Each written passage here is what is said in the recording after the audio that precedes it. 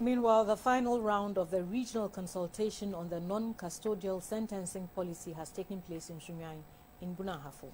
The idea of non-custodial sentencing regime in Ghana is being spearheaded by the Judicial Service, the Ministry of the Interior, the POS Foundation, and the Canadian International Development Agency, CIDA.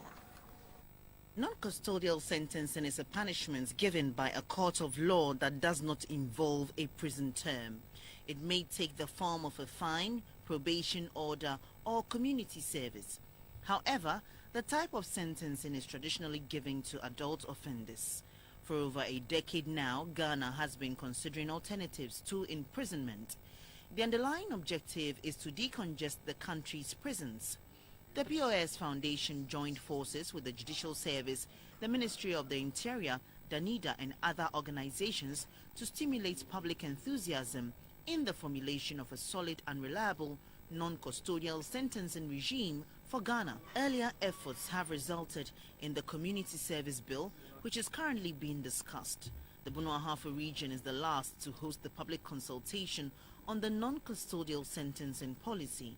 Setting the tone for the deliberations, the CEO of the POS Foundation, Mr. Jonathan Osei, mentioned that the Community Service Bill must be taken seriously since Ghana has been indicted by the UN for the terrible conditions in its prisons. If we look at the situation where there is congestion everywhere, and must add that the UN Special Rapporteur on Torture, Cruel and Inhumane Treatment came to Ghana and visited our prisons, and the report can be even gotten on the internet. They heavily indicted Ghana. When you look at other African countries, Ghana stands tall amongst more of the African countries in terms of our democracy, rule of law. But the fact is, if we continue to compare our height to our height in terms of our length to that of a dwarf, we are not comparing ourselves to anything good.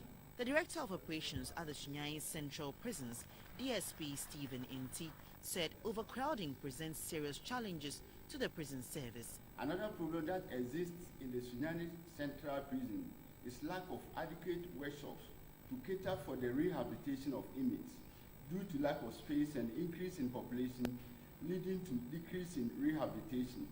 The station is deeply challenged and constrained by resources, space and equipment.